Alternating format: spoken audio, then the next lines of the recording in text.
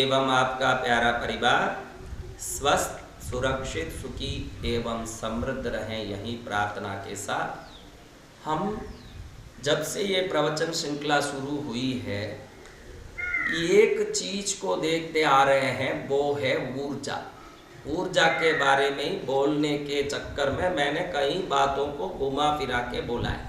आप घर में दीपक करते हैं तो समझना उसकी एक अपनी ऊर्जा है। दीपक करते हैं तो वो दैविक शक्तियों को आकर्षित करती है, वो सब अलग बात है। लेकिन विभिन्न पदार्थों से जलाए हुए दीपक में विभिन्न प्रकार की ऊर्जा होती है। हम जब भी कुछ बात करते हैं तो उस बात को आप समझ लें या ना समझें, सुनते जरूर रहें, क्योंकि वो बात कहीं आगे जाके दूसरी बात से जब लिंक होगी तब आपको समझ पड़ेगा कि इस बात को संत महाराज ने इस कारण से बोला है। इसलिए बात समझ पड़े ना पड़े, आप प्रवचन में लगे रहें, आगे जाके कहीं ना कहीं वो बात ऐसी समझ पड़ेगी कि आपके लिए बहुत जरूरी की हो जाएगी। कल हम देख रहे थे कि विभिन्न पौधों का आहार तो जल ही है। पौधा विभिन्न प्रकार के उत्पादनों को देता है, लेकिन उसका आहार जल है। उसके थोड़ी देर पहले हम देख रहे थे कि एक इंटरनेशनल स्कूल के अंदर, जो इंटरनेशनल स्कूल है जिसके बच्चे पूरे किसी धनाढ्य परिवार के हैं, उनको किसी कलेक्टर के अपने स्कूल में आते देख करके बड़ा आश्चर्य हुआ कि उन्होंने थोड़ा भी मुंह पर किसी प्रकार का प्रसाधन का उपयोग नहीं किया था। तो बड़ा आश्चर्य लगा, कानाफूसी होने लगी बच्चों में, और बच्चों का आवाज सुन के टीचरों ने समझा कि अचानक क्या बात कर रहे हैं। बच्चों ने कहा, टीचर देखिए ये कलेक्टर साहिबा इतनी बड़ी है और बिल्कुल मुंह में थोड़ा भी पाउडर लगाए बगैर यहाँ पहुंच गई है, कोई प्रकार का लिपस्टिक वगैरह, कोई प्रकार का कोई प्रकार का इसके शरीर में कोई श्रृंगार नहीं दिख रहा, बिल्कुल सिंपल प्लान, जैसे बोले तो ब्लैंक, जिसको कहते हैं कि ब्लैंक है, वैसे एकदम ब्लैंक लग रहे हैं। तो टीचरों ने प्रोग्राम को अटेंड किए, कलेक्टर साहिबा को पूछा कि आप बिल्कुल इतने सिंपल कैसे रहते हैं, बहुत आपकी सिंप्लिसिटी हमको बड़ा यूं आश्चर्यचकित करता है, या हमारे लिए आपकी सिंप्लिसिटी प्रेरणादायक बन रहा है ऐसे, क्योंकि एक कलेक्टर से ऐसे तो नहीं पूछ सकते आप पाउडर क्यों नहीं लगाते। तो बड़े शालीनता से कलेक्टर साहब को पूछा, तो कलेक्टर साहिबा ने बताया कि वो कैसे एक अभ्रक बनाने वाली माइंस के पास जीते थे और उनके माँ बाप कितने गरीब थे। वो अपने छोटे छोटे बच्चों को भी उस अभ्रक माइन में किस लिए डालते थे, क्योंकि अभ्रक माइन का वो हाइट जो है एकदम छोटा होने से बच्चे ही, छोटे बच्चे रेंग करके अंदर से अभ्रक निकाल सकते हैं। तो ऐसे अभ्रक निकालने वाले वो छोटे बच्चे कई बार वो माइन में दब के कैसे मर जाते थे, और उनको कलेक्टर साहिबा को खुद बचपने में कैसे ऐसे अभ्रक निकालने के लिए मेहनत करना पड़ता था, और उन्होंने आंखों से कितने सैकड़ों लोगों को उस माइंस में दब के मरते देखा। और वो अभ्रक इसलिए निकाला जाता था कि किसी के मुंह में वो पाउडर बने, वो श्रृंगार बने, और किसी के जीवन के लिए सुंदरता बने, और किसी की सुंदरता के लिए कितने लोगों की जान गई। जब वो कलेक्टर ने आंसू बहाते हुए ये बात बताई, तब इस बात को समझ करके हम, आप, मैं और ये सुनने वाले वो बच्चे और टीचर स्कूल के और एक कार्यक्रम को देखने वाले सब आश्चर्यचकित जरूर हुए होंगे कि हम जिन वस्तुओं का उपयोग कर रहे हैं उसकी पीछे की कहानी जब हम नहीं समझेंगे तो शायद वस्तु आनंद दे सकता है, लेकिन उसके उत्पादन की जब कहानी सुनेंगे तो लगेगा कि ये वस्तु की हमारे जीवन में कोई ज़रूरत ही नहीं थी। अगर इतने जीवों को निकालने के बाद ही, कितने ही जान को जोखिम करने के बाद ही कोई चीज़ निकलती है और उस चीज़ से हमारा इस जीवन में चमड़ा चमक सकता हो, तो किसी के जीवन का अंत करके चमकने वाला चमड़ा कितना ज़रूरत है कोई भी व्यक्ति समझ सकता है। तो ये बात मैं इसलिए कह रहा था, आपको लगेगा कि इस कहानी को गुरुदेव ने क्यों कहा, मैं इसलिए कह रहा था आपको, उसके पहले मैंने कहा था कि आप आईएएस बनना चाहते हैं तो आईएएस बनने के पीछे मैं कलेक्टर बन जाऊं, गाड़ी में बैठूं, हरे इंक से साइन करूं और मैं रोब जमाऊं, अगर ये भावना मात्र आपके आईएएस बनने के पीछे है तो समझना इसमें सफलता का परसेंटेज 5 या 2 ही होगा। और अगर आईएएस बनने के पीछे वो उद्देश्य हो कि मैं एक अब्रक माइंड में रेंग रेंग के काम कर रही हूँ, मेरे माँ बाप इसी अब्रक माइंड में दब के मर गए, हजारों लोग ऐसी जगह मर गए, और हम सब इस मनुष्य समाज में जन्म लेके इतने पिछड़े हुए हैं कि किसी के अधीन होकर के हमको कीड़ों की तरह रेंगना पड़ रहा। अब इससे ऊपर उठ के मुझे इस मनुष्य समाज के लिए, खुद के लिए, अपने परिवार के लिए कुछ करना है, यहाँ से ऊपर उठना है। ये जीवन मात्र रेंग करके अब्रक निकालने के लिए नहीं है। अंदर ऐसा एक आग जिस दिन जलेगा वो आग दुनिया को पिघाल देगा, और वो आग आने के बाद आपकी सफलता को कोई नहीं रोक सकता। मैंने पहले ही आपको कहा सफलता 2 प्रकार से आ सकती है। स्वयं की स्वशक्ति से आप स्वयं सक्षम हो तो आपकी सफलता को कोई नहीं रोक सकता, नहीं तो फिर मैं जो जितनी चीजें बता रहा हूं सफल होने के लिए, जिन जिन चीजों का शास्त्रों में उल्लेख है, उसको बताते समय घड़ी घड़ी मैं ये ठोक के कहना चाहता हूं कि मैं लवंग का बोल रहा हूँ, इलायची का बोल रहा हूँ, दीपक का बोल रहा हूँ, नमक का बोल रहा हूँ, रत्न का बोल रहा हूँ, गुंजे का बोल रहा हूँ, चिरमी का बोल रहा हूँ, रुद्राक्ष का बोल रहा हूँ, झाड़ू का बोल रहा हूँ, तुलसी का बोल रहा हूँ, बिल्व पत्र का बोल रहा हूँ, या दूर्वा का बोल रहा हूँ, या दुनिया की कोई चीज का। आप ध्यान रखिएगा, इन सभी चीजों में एक ऊर्जा है जो मनुष्य के शरीर के अंदर सफलता की कमी को वो ऊर्जाएं सहयोग दे करके ऊपर उठाती है। और उन ऊर्जाओं को प्राप्त करने के बाद किसी के पास 8 रुपया हो और 2 रुपया कम है 10 बनने के लिए, तो किसी से 2 रुपया लेके अपने 8 को 10 करता है। वैसे ही प्रकृति में कितनी चीजें हैं जिन चीजों के उपयोग से व्यक्ति मन चाहा आत्म सिद्धि, ज्ञान सिद्धि, समृद्धि सिद्धि और कार्य सिद्धि प्राप्त कर सकता। लेकिन मैं घड़ी घड़ी वो सब चीजों के बारे में बताने के समय ये कहता आया हूं हरदम, और आगे भी कहता रहूंगा कि आप लोग ये ध्यान रखिए, जो स्व सक्षम होता है उसके लिए किसी चीज की जरूरत नहीं। आप महावीर या बुद्ध जैसे परम ज्ञानियों की, उनकी आत्म सिद्धि तक की यात्रा को देखोगे तो वो आत्म सिद्धि पाने के पहले या बाद कभी किसी भी प्रकार की वस्तु का कभी सहयोगी नहीं लिए, ना भगवान महावीर लिए, ना बुद्ध लिए, कोई तीर्थंकर लिए या कोई अरिहंत लिए। उन्होंने किसी पदार्थ का सहयोग नहीं लिया। और मैं ये निश्चित रूप से कह सकता हूं कि उनको जो सहयोग लगने वाली, दुनिया को जो सहयोग लगने वाली वस्तु है वो भी उनको बेकार लगी। कितने ही वर्षों तक भूखे रहना, उनको छोड़ो तो उनको खाना ही नहीं चाहिए, ऐसा एक जीवन उन्होंने बना लिया।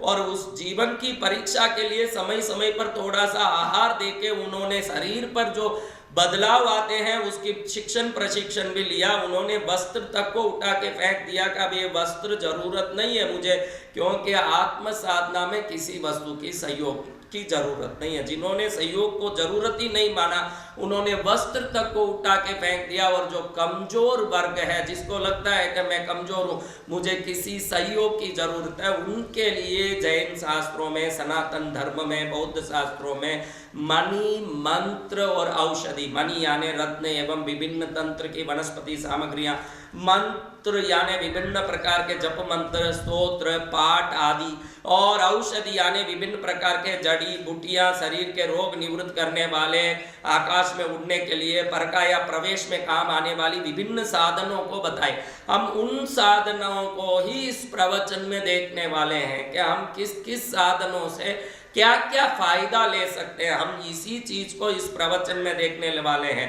लेकिन उसको देखने के पहले मैं ये आपको समझा देना चाहता हूं इसी प्रवचन के माध्यम से कि आप अगर सही ढंग से सक्षम हो गए तो किसी भी प्रकार की वस्तु की जरूरत नहीं है।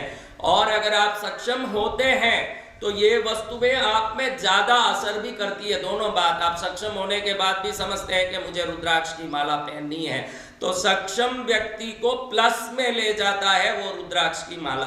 आप सक्षम हो गए उसके बाद भी आप सोचते हैं कि मेरे में कोई माइनस पॉइंट नहीं है, फिर भी मुझे मेरे राशि का, मैं कन्या राशि का हूँ, मिथुन राशि का हूँ, तो मुझे पन्ना पहनना चाहिए, तो वो सरप्लस में ले जाता है जो कभी कमी में नहीं हो। और किसी वस्तु का सहयोग लें तो 1 + 1 = 11 के रूप में वो जाता है। 1 + 1 2 नहीं होता उस समय। इन वस्तुओं के सहयोग से वो 1 से 1 जुड़ के 11 की ओर जाता है। ऐसा एक सहयोग बन जाता है। लेकिन व्यक्ति स्वयं में सक्षम हो तो इन किसी पदार्थों की कभी जरूरत नहीं पड़ती। हम कल भी देख रहे थे कि विभिन्न पदार्थ विभिन्न प्रकार के कार्य में काम आते हैं और सहयोग करते हैं। वो पदार्थ, सफल होने वाला व्यक्ति सोचता है कि मुझे धन चाहिए, मुझे यश चाहिए, समाज में नाम चाहिए, मैं दुनिया में कुछ करना चाहता हूँ। वो होने के पीछे भाई तेरा लक्ष्य क्या है? तू पैसा वाला बनेगा तो अंबानी को देख ले, वो पैसा वाले बने हैं तो कई ट्रस्टों में मदद करते हैं। कोकिलाबेन हॉस्पिटल है, वो हॉस्पिटल भी चलते हैं। कई प्रकार से उनकी अपनी समृद्धि की स्तर भी बड़ी है, तो समाज के लिए भी उनके द्वारा 2 बूंद 5 बूंद 10 बूंद 100 बूंद, मुझे वो तो पता नहीं कि वो कितना कर रहे हैं। लेकिन टाटा, रतन टाटा को लीजिए या नारायण मूर्ति इन्फोसिस को लीजिए, अजीम प्रेम जी को लीजिए, वो जितने समृद्ध हैं, कहीं स्कूलें चला रहे हैं, कहीं हॉस्पिटल चला रहे हैं, कहीं कोई चीज़ें चला रहे हैं। उनका जो स्वयं के विकास की यात्रा में मानव सेवा का लक्ष्य भी पहले से था और वह मानव सेवा के लक्ष्य से उनकी सफलता निश्चित रूप से उनके कदम में आके गिर गई। आपके अंदर ऐसा कोई लक्ष्य है कि खाली दुनिया को दिखाने के लिए आप कुछ बनना चाहते हैं कि पैसा वाला बनूंगा तो पड़ोसी इज्जत करेगा, रिश्ता इज्जत करेगा, समाज इज्जत करेगा, दुनिया इज्जत करेगी, मुझे कुछ दिखाना है। दिखावे के चक्कर में सफल बनने की कोशिश किए हुए किसी भी व्यक्ति के जीवन में सफलता प्राप्त हुई आज तक मुझे ऐसा लगता नहीं है। उसके पीछे कोई ठोस कारण, उस कारण को समझाने के लिए ही मैंने वो अब्रक फैक्ट्री के कलेक्टर की कहानी बताई, जो एक छोटे बचपन में अब्रक फैक्ट्री में रेंग रेंग के काम करने का कारण मन में पड़े हुए जख्मों के आग ने एक बच्ची को कैसे बहुत बड़े कलेक्टर बनने की प्रेरणा दी और बनने के बाद भी उन्होंने शरीर से सभी प्रकार के श्रृंगार साधनों से अपने को दूर कर लिया।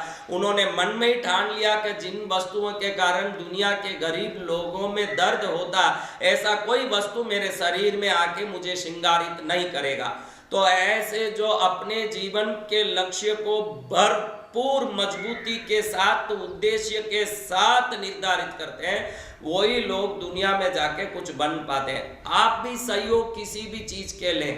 कई लोग मंत्र जाप करते हैं, सोचते हैं कि मंत्र जाप काम आ जाए। कई लोग सोचते हैं घर में दिया धूप करूं, ये दिया धूप से मेरे जीवन में कुछ खुशहाली आ जाए। लेकिन मैं आपको कहना चाहता हूं कि ये सभी खुशहाली तभी संभव है जब आपके अंदर उसको पाने के लायक गुण भी हो। आजकल कई वीडियो मैं देखता हूं, कई प्रकार के YouTube में वीडियो देखता हूं, आप अपने शत्रु से परेशान हो तो 2 दिन में उसको खत्म करने का ये छोटा उपाय कर लो बस। और कई वीडियो ऐसे देखता हूं, अगर आप दुश्मनों से परेशान हो तो वो रोता रोता आपके कदम छुएगा, ये काम कर लो बस। आपका शत्रु खून की उल्टी कर लेगा, ये काम कर लो बस। और इन सब को सुन के इसके पीछे पड़ने वाला भी एक बहुत बड़ा वर्ग है, सोचता है कि मेरा शत्रु परेशान होगा, मुझे बहुत मजा आएगा। आप ध्यान रखिएगा, आप किसी के प्रति कुछ भी बुरा सोच रहे हैं, शायद ही उसका कर्म खोटा हो और उसका बुरा हो, सोचने वाले का बुरा जरूर हो जाता है। इसलिए हमारा सोच कैसा है ये हमारी सफलता में बहुत बड़ा मायना रखता है। आज की तारीख में ईर्ष्या करने वाले, जलन करने वाले, नफरत करने वाले, दुनिया के प्रति बिल्कुल नकारात्मक भाव रखने वाले 90% लोगों को आप पूछिए, कहीं भी जाइए 90% लोगों को पूछिए आजकल दुनिया खराब हो गई है, बेकार हो गई, जाने इसके सिवाय सब खराब हो गए। ये कि बेचारा हरिश्चंद्र है, रामचंद्र है और महाचंद्र है, बाकी सब बिगड़े हुए हैं। आजकल दुनिया खराब हो गई, एक सब जलते हैं मेरे से, मेरा टांग खींचने की कोशिश करते हैं, इसके सिवाय सब दुनिया के लोग खराब हो ऐसी बातें करेगा कि भाई सब दुनिया खराब है, सब मेरे को परेशान करते हैं, मेरे पीछे चाकू लेके भौंकते हैं, ऐसे करते हैं, वैसे करते हैं। सोचने वाले को सोचना चाहिए कि हम इस दुनिया को जिस नज़रिए से देखेंगे वो दुनिया उसी नज़रिए से दिखेगी। और जब तक हमारा नज़रिया खराब होगा, आप संतों के उपाय को, संतों के बताए हुए कई प्रकार के प्रयोग को करके भी उसमें सफल नहीं हो पाएंगे। आज इसलिए ये कहता हूँ कि सफलता के लिए वस्तु जितना महत्व रखता है, भाई एक सफल होने के लिए मैंने कोई उपाय बताया कि ये काम करो आप सफल हो जाओगे, तो आप समझिएगा कि बीकॉम पढ़ा हुआ, एमबीए पढ़ा हुआ एक व्यक्ति इंटरव्यू में जाता है तो वो एमबीए पढ़ा हुआ हो ये काफ़ी है उसको नौकरी में लेने के, और भी कोई गुण की परीक्षा होती है, और कहीं उसको देखते हैं कि बोलता कैसे है, ऑफिस में बैठेगा तो दूसरे लोगों के साथ मिलके काम करने के लिए सहिष्णुता क्षमता रखता है कि नहीं, ये सब देखेंगे कि खाली वो बीकॉम पढ़ा हुआ है इसलिए उसको नौकरी दे देंगे, एमबीए पढ़ा हुआ है इसलिए उसको नौकरी दे देंगे। नौकरी किसी मात्र पढ़ाई के एक डिग्री पर नहीं मिलती है, उसके बाकी सब क्वालिफिकेशन, उसका बात करने का तरीका, उसका सोच समझ, वो कितना शांत है, कितना प्रेममय है, कितने बुद्धिमान है, और लोगों के साथ जुड़ के काम करने की कितनी तरीका रखता है, गुस्सा आता है, चिड़चिड़ापन है या नहीं, प्रेम से बोलता है, हंसता रहता है, ये सब देखेंगे कि खाली एमबीए पढ़ा है इसलिए उसको कोई नौकरी दे देंगे। आप ही बताइए, अगर एमबीए पढ़ा है इसलिए किसी को नौकरी मिल जाता हो तो उपाय किया है तो वो भी सफल हो जाएगा। सिर्फ एमबीए पढ़ने मात्र से नौकरी नहीं मिलता, बाकी उसके गुण व्यवहार देख के नौकरी दिया जाता है। तो ईश्वर भी आपके किए हुए उपाय के पीछे आप कितना गुण, लक्ष्य, उद्देश्य, योग्यता रखते हो ये भी जरूर भगवान देखेंगे। अयोग्य के किए हुए 1000 यज्ञ से भी योग्य का किया हुआ एक बंधन ज्यादा असर कर सकता है, ऐसे मैं मानता हूं, क्योंकि योग्य व्यक्ति की योग्यता के ही अपने आप में लाभ मिल जाएगा, और अयोग्य व्यक्ति के तो 1000 प्रयास से लाभ नहीं मिलेगा। आप इसको रामायण जैसे कथाओं में और विभिन्न कथा में देख सकते हैं कि अथक प्रयास के बाद भी इंद्रजित, रावण, कुंभकर्ण आदि की क्या गति हुई, और नीतिमान बनने के बाद राम आदि को क्या परिणाम मिला, ये सब देखेंगे तो आपको समझ पड़ेगा कि हम संतों के बताए हुए कुछ उपाय को पकड़ के कार्य सिद्धि की कोशिश करें, संतों के बताए हुए कुछ उपाय को पकड़ के धन प्राप्त करने की कोशिश करें, संतों के बताए हुए कुछ उपाय को पकड़ करके अपने बच्चों की शादी करवाने की, पढ़ाई नौकरी पाने की कोशिश करवाएं। ऐसे सब करवाने के पहले अपने जीवन में इन उपाय से ईश्वर कृपा पाने लायक हमारा जीवन व्यवहार है या नहीं, ये भी साथ में देखना चाहिए। अगर ये नहीं देखते हैं और खाली उपायों के पीछे पड़े हैं तो मेरा उपाय नहीं, शाश्वत भगवान का दिया हुआ उपाय भी साक्षात भगवान आके दे दे के उपाय कर तेरा कल्याण होगा, तो शिव के द्वारा आशीर्वाद प्राप्त रावण का भी मंगल नहीं हो सकता है। तो किसी भी प्रकार से अहित करने की सोच वालों की हितकारी उपाय भी कभी काम नहीं कर सकती है। इसलिए हम किसी भी उपाय को करने से पहले, जीवन में सफलता पाने की कोशिश करने के पहले, हमारे जीवन में सर्वोत्तम बनने की कोशिश करने के पहले हमारे अंदर कोशिश ये होना चाहिए कि हम किसी भी प्रकार से उस सफलता को प्राप्त करने के योग्य बने। आप अच्छे से बैठ के विचार करेंगे कि मुझे दुख क्यों आ रहा है, मुझे परेशानी क्यों आ रही है, मुझे असफलता हाथ क्यों लग रही है, तो अच्छे से टटोलेंगे तो आपकी बातचीत, आपका गुस्सा, आपके चीज़ों पर नफरत, लोगों पर नफरत, लोगों को गलत बोलना, ऐसे 1000 कारण आपके सामने एक एक करके उठ के आएंगे। जब वो सब कारण सामने आएंगे तो आपको समझ पड़ेगा कि उपाय क्या करेगा। जब मैं खुद ही अयोग्य हूँ, अयोग्यता को योग्यता में बदलना भी सफलता का सबसे बड़ा उपाय है, और जो अयोग्य आदमी योग्य बन जाए तो वो सफल होगा, इसमें कोई डाउट ही नहीं। अगर ये काम कर ले, योग्यता के लिए और कुछ करना नहीं पड़ता है। सर्वोत्तम योग्य व्यक्ति सफल होके ही रहेगा, और अयोग्य व्यक्ति 1000 सफल होने के प्रयास करे तो भी असफल रहेगा। तो मैं आगे बहुत सारे उपाय बताने वाला हूँ, बहुत दुनिया भर के तरह तरह के उपाय बताने वाला हूँ। आप ये मत सोचना कि गुरु महाराज खाली ऐसे मीठी बातें करके हमको यहाँ से निकाल देंगे, लगता है, ऐसी बात नहीं है। शास्त्रों में जितने सर्वोत्तम उपाय बताए हैं वो सब लंबा चौड़ा हम देखने वाले हैं, लेकिन उन सबको देखने के पहले मैं ये चाहता हूँ कि उन वस्तुओं को प्राप्त करने की सभी प्रकार के तरीकों को समझने से पहले हम स्वयं को मजबूत करें, अपनी वाणी से, गुण से, योग्यता से, जीवन शैली से। फिर हम जिस रास्ते में चलेंगे वो राजमार्ग बन जाएगा, हमारा जीवन में राजयोग का प्रवेश हो जाएगा, हमारा कल्याण होने में देर नहीं होगा। जय मां पद्मावती।